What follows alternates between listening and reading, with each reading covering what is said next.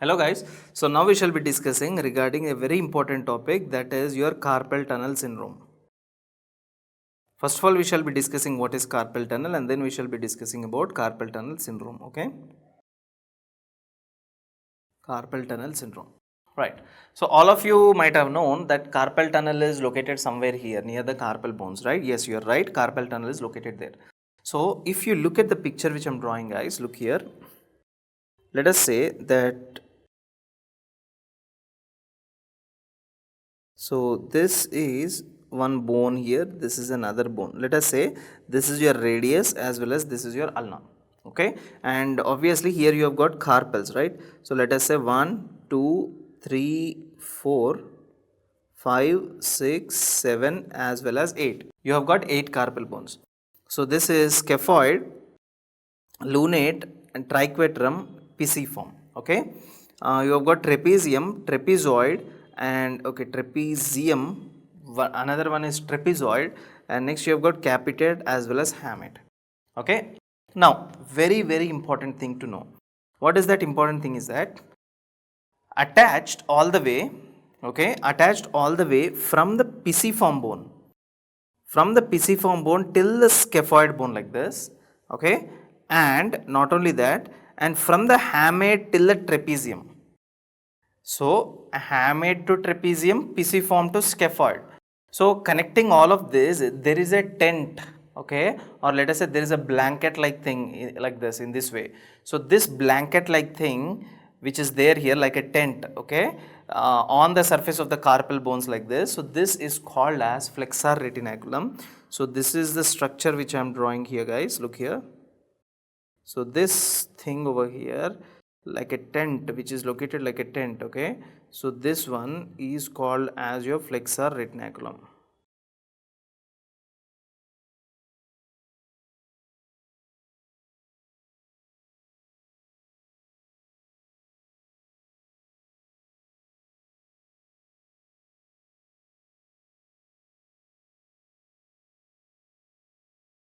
So this tent like thing is called as flexor retinaculum.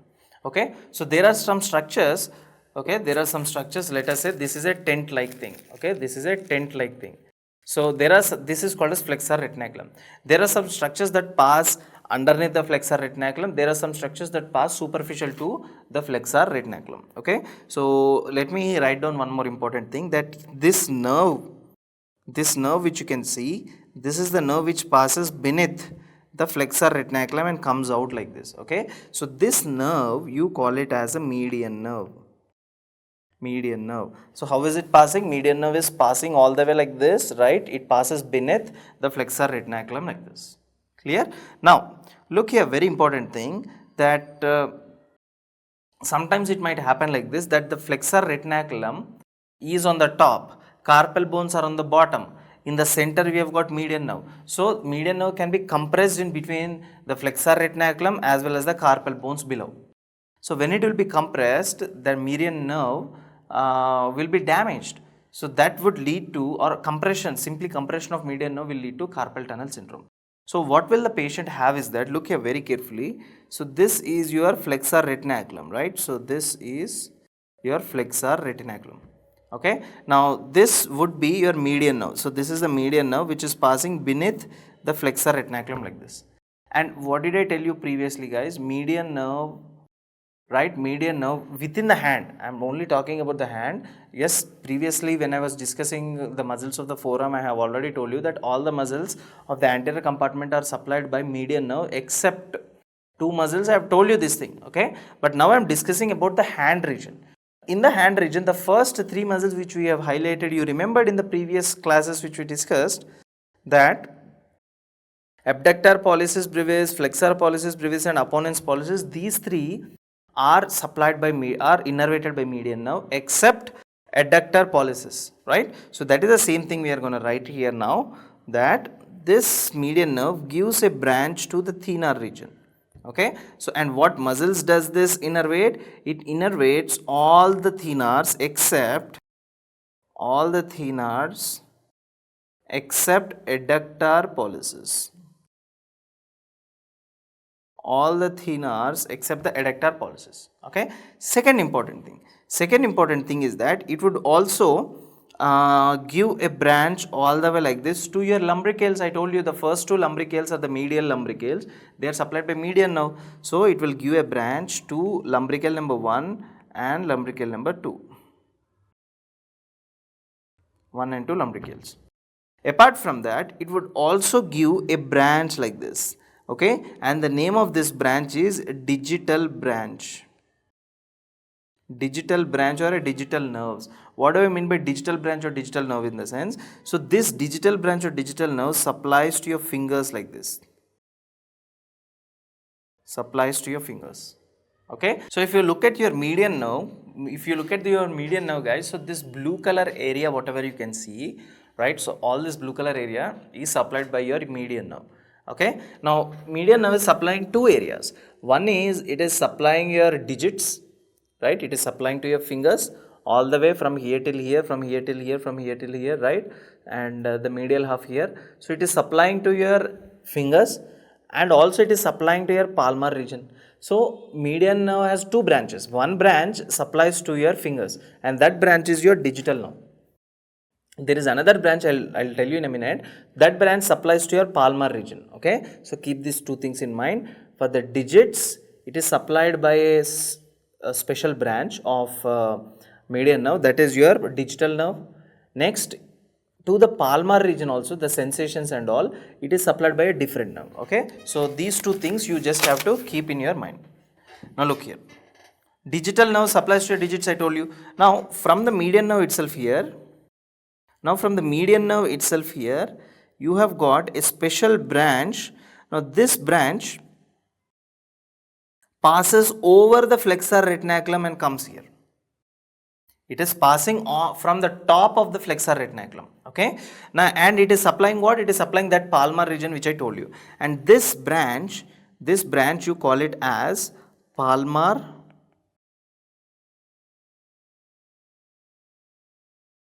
cutaneous branch. What is this branch you call it as? This branch you call it as palmar cutaneous branch.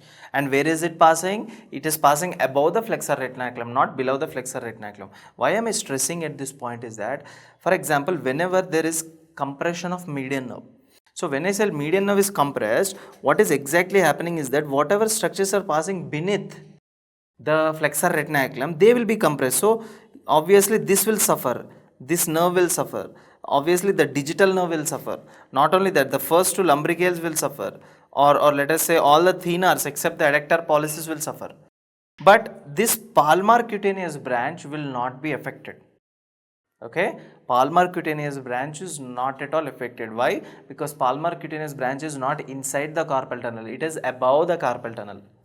So when you ask the patient will be telling that, doctor, I have tingling sensation in the digits, but in the palmar region I don't have any kind of sensation. The sensations here are obviously they are normal. I don't have any kind of tingling or numbness in this region. I only have tingling and numbness in the digits. Now you have to explain the patient that median nerve branch passes beneath the flexor retinaculum and supplies to your digits. Whereas this region you don't have any kind of numbness because there is a special branch that is passing over the flexor retinaculum and it is not compressed in case of carpal tunnel syndrome. Okay, so what is the surgery which you do is that, simple thing is that you cut down the flexor retinaculum and you have to free the tunnel. Okay, so in that way you can release the nerve pressure, whatever is there. Okay, so now beneath the flexor retinaculum, okay, beneath the flexor retinaculum, so this is a thing, let us say, okay. Now all of you know that here you have got carpal bones. Let us say 1, 2, 3, 4, 5, 6, 7, 8. You have got 4 carpal bones. Now all the way from here to another carpal bone here. So this thing which you can, this band or a fibrous sheath like band which you can see, this is called as your flexor retinaculum. What is this? This one is called as your flexor retinaculum. And what is the other retinaculum? What is the other name for flexor retinaculum, guys? transverse carpal ligament because it is transversely located on the carpals. So you call it as transverse carpal ligament. Transverse carpal ligament is another name. Okay.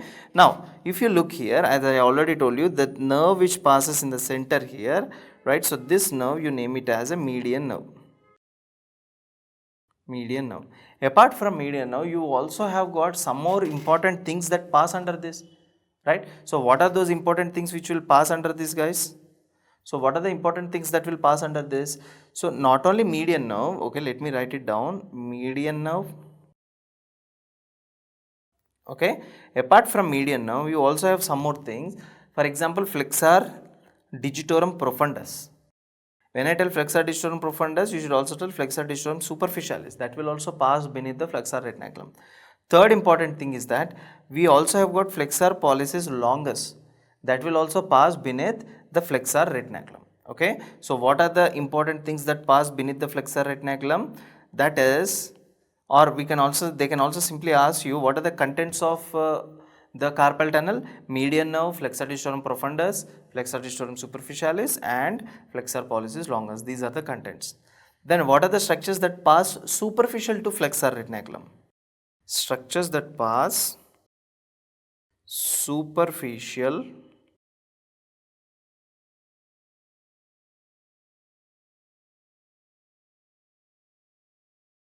to flexor retinaculum.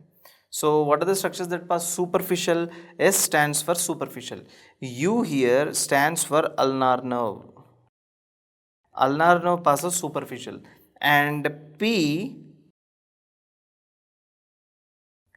stands for palmaris longus. Palmaris longus. And finally, palmar cutaneous branch of your median nerve. What is that branch? Palmar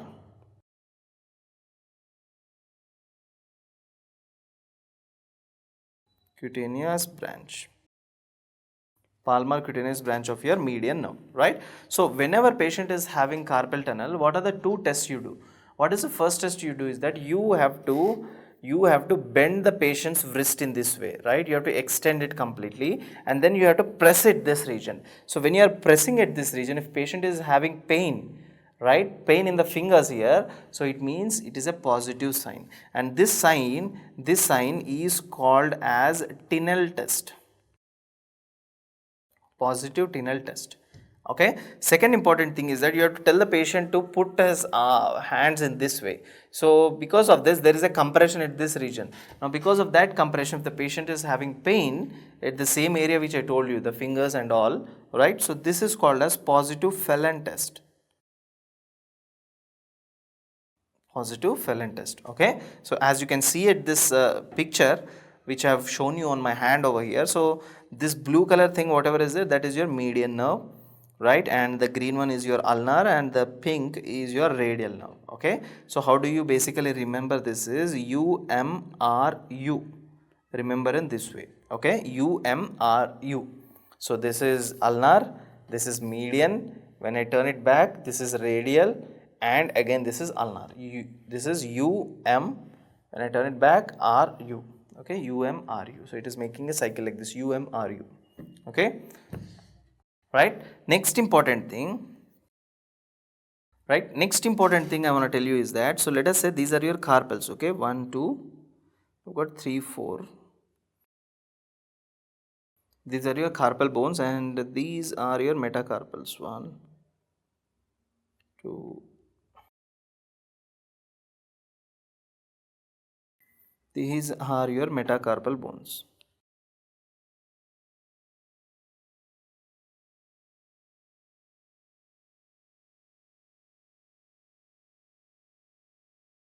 And these are your phalanges. All of you know that the joint between the first metacarpal as well as the phalange, this one is called as the metacarpophalangeal joint. So this joint here is called as metacarpophalangeal joint. And next important thing is that this joint over here, this is called as IP joint, that is interphalangeal joint, right? So there is a muscle. Okay, now what is this muscle? This muscle comes all the way down. Okay, This muscle comes all the way down like this, and it inserts to your interphalanx. It inserts to your distal phalanx. Okay, so this muscle here is called as flexor pollicis longus. As you can see here, this is your flexor pollicis longus, which is coming all the way, and this muscle is inserting where? It is inserting to your distal phalanx like this. So this is your flexor pollicis longus. Okay, apart from this, there is also one more muscle called flexor pollicis brevis. So if there is flexor pollicis longus with a long tendon, there will also be a brevis with a short tendon. So there is another muscle, that is flexor pollicis brevis, which attaches to the middle or the distal phalanx here. Okay, so this muscle here is called as flexor pollicis brevis. Okay, flexor pollicis brevis. Now what I am trying to tell you here is that there is a nerve. Okay, let us say there is a nerve that is coming all the way like this. There is a nerve that is coming all the way like this. Now this nerve is called as your median nerve. What is this nerve? This nerve is called as your median nerve. Now this median nerve comes all the way down, and this median nerve innervates your flexor pollicis brevis. Median nerve innervates your flexor pollicis brevis. What is this nerve? Median nerve, which innervates your flexor pollicis brevis. Now from this median nerve, you have got another nerve that is coming, a branch of median nerve that supplies your flexor pollicis longus, and this branch is called as anterior interosseous nerve. Anterior interosseous nerve. Okay, so anterior interosseous nerve is a branch of median nerve. So what I am telling you here, again remember this thing, median nerve directly supplies your flexor pollicis brevis. Apart from that, a branch of median nerve supplies your flexor pollicis longus. Now why am I telling you this thing?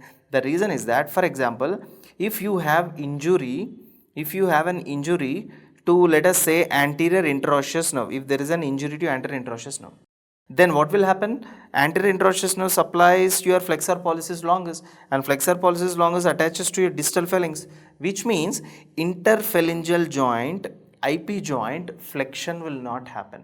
Okay, in case of anterior interosseous nerve injury, interphalangeal joint flexion is hampered. It will not happen. Second important thing is that if there is a high median nerve injury, it means injury at this level, then what will happen? Anterior interosseous nerve is damaged. Not only that, the direct branch of median nerve going to flexor pollicis brevis is also damaged. So what will happen? MCP joint will not work and IP joint will not work. So complete flexion of your thumb is lost. Okay, so what is that? Complete flexion of thumb is lost. So in what cases the complete flexion of your thumb is lost? In case of high level median nerve injuries. Okay, in case of high median nerve injuries, Let us do the question here. Which of the following action will be restricted? Which of the following action will be restricted in anterior interosseous nerve injury? Okay, in case of anterior interosseous nerve injury, which action will be restricted? I told you flexion of interphalangeal joint is only hindered here. Okay, flexion of interphalangeal joint is hindered. Next important thing, and a very important clinical point I want to tell you here is that, guys, as all of you know, how many tendons of flexor digitorum profundus we have got? We have got, let us say, 1, we have got 2, we have got 3, we have got 4. And how many tendons of flexor digitorum superficialis we have got? We have also got 4. So these tendons represent both flexor digitorum superficialis and flexor digitorum profundus. Okay, think like that. Next important thing, we also have a tendon, I told you, which supplies all the way from the thumb here. What was that? Just now I have explained you. It supplies all the way to the thumb like this, flexor pollicis longus. Okay, so let us write it down. These are the tendons of flexor digitorum superficialis and flexor digitorum profundus. Okay, whereas these are the tendons of flexor pollicis longus. Clear? Now what I am trying to teach you here is that each tendon is covered by a synovial sheath. For example, look here, this is a tendon, right? So this tendon is covered by a synovial sheath like this. It is covered by a synovial sheath. Okay, so in the same way, this tendon is also covered by a synovial sheath. This is also covered by a synovial sheath. This is also covered by a synovial sheath. What is this?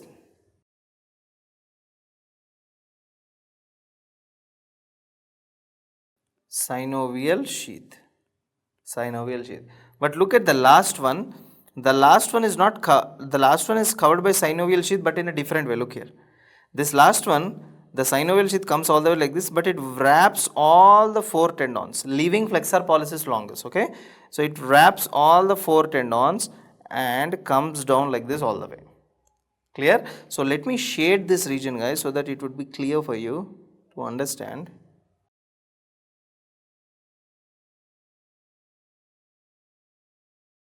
So this is an important thing you need to know. Okay, so this is one important thing. Now what I'm trying to tell you is that the synovial sheath that is covering the flexor pollicis longus, okay, let me use another color.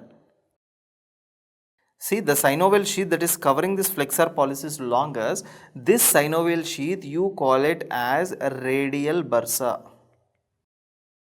Radial bursa. Radial bursa. Okay, now this yellow color one which is covering all these four tendons, this is called as ulnar bursa. This is called as ulnar bursa. So one you call it as a radial bursa, another one you call it as a ulnar bursa. Okay, now why am I telling you this is that whenever you visit a hospital to get your blood test done, or let us say blood grouping checkup done, so what they do is that they basically prick the index finger or the middle finger or the ring finger, okay, but they do not prick the thumb as well as the little finger. Why? Because if they prick the thumb finger, by chance if the infection enters there, this will infect your entire flexor pollicis longus and the infection will spread downward all the way. In the same way, for example, if they prick your little finger, what will happen is that the infection will pass all the way down and it will infect all your four tendons. Right? So this is the reason why they do not prick your thumb as well as your little finger. But look at the remaining three fingers. If they prick the index finger, what will happen? The infection, even if there is an infection, the infection will be limited only till here. It will not go downward. The same with the middle finger as well as the ring finger.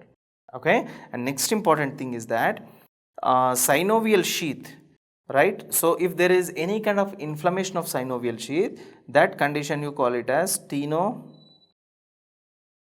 synovitis. Okay, inflammation of synovial sheath is called as tenosynovitis. Inflammation of synovial sheath is called as tenosynovitis. Okay, now let us look at the next picture. So these white color things which you can see, this is called as a tendon. For example, this tendon is called as extensor pollicis brevis tendon. This is called as extensor pollicis brevis tendon, and there is also, see here you can see two muscles. So this muscle is extensor pollicis brevis and the second muscle is abductor pollicis longus. Abductor pollicis longus muscle. So these are the two muscles, right? What are these two muscles? Extensor pollicis brevis and abductor pollicis longus muscles. And surrounding them you can see a blue color bag there, and that blue color bag is nothing but called as your synovial sheath. What is this called as? This is called as synovial sheath. Why am I telling you this? Because whenever there is inflammation of synovial sheath will swell, I told you, right? And that condition you call it as tenosynovitis, right? But here, tenosynovitis is happening for which two muscles? Extensor pollicis brevis and abductor pollicis longus, right? So in this patient, if you tell the patient to close the fist, because these two tendons are running like this, right? These two tendons are running like this. If you tell the patient to close the fist and bend his wrist like this all the way, close it tightly and bend his wrist all the way like this, so here patient will have a very severe excruciating pain. Okay, and this condition you call it as 𝐸𝐾urvain tenosynovitis. 𝐸𝐾urvain tenosynovitis. Okay, keep this very important thing in mind, because they're gonna ask you this question in 𝐸𝐾urvain tenosynovitis. What are the two muscles that are involved? They have asked this already. That is abductor